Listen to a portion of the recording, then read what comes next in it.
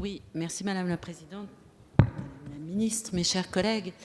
Un certain nombre d'organisations non gouvernementales ont exprimé leur inquiétude relative à une possible remise en cause par la proposition de loi de la loi du 9 décembre 2016 relative à la transparence, à la lutte contre la corruption et à la modernisation de la vie économique, dite loi Sapin 2, et plus particulièrement de son article 6 qui définit le lanceur d'alerte.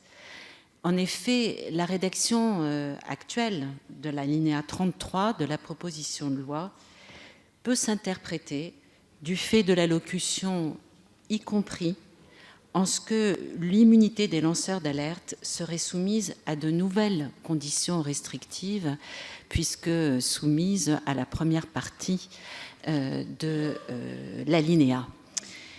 Notre amendement, qui consiste à substituer au mot « y compris lors de l'exercice du » les mots « ou pour exercer le », a pour objet, tout en s'inscrivant dans la proposition de loi, de préserver intégralement la législation sur les lanceurs d'alerte. Je vous remercie. Merci Madame la députée. Monsieur le rapporteur. Alors, avis défavorable. On avait eu le débat en commission. Je crois qu'on est sur un problème là de légistique. En tout cas, ce qu'on a voulu, ce qu'on veut dire, la volonté dans cette proposition de loi, c'est bien de cumuler les deux régimes.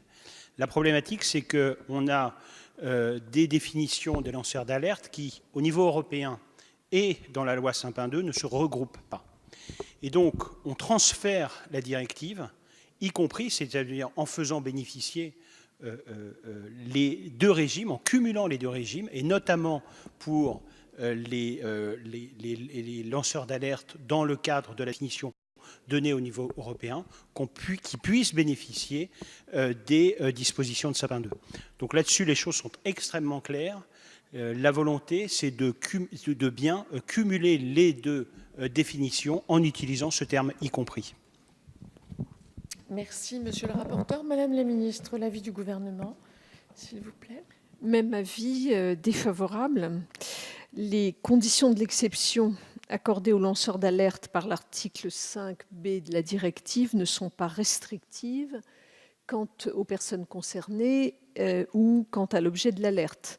Ainsi, l'exception à la protection du secret des affaires bénéficie non seulement aux personnes physiques, mais également aux personnes morales, ce qui permet donc aux associations et aux ONG d'être considérées comme des lanceurs d'alerte au sens de l'article L151-6 du Code de commerce. L'alerte peut porter sur une activité illégale, une faute ou un comportement répréhensible. Ça signifie qu'elle peut être relative à des comportements qui, sans être illégaux, sont susceptibles de porter atteinte à l'intérêt général. L'article 5 de la directive est ainsi plus large que l'article 6 de la loi Sapin 2. La locution « y compris » qui est employée donc dans l'article L151-6 est donc appropriée.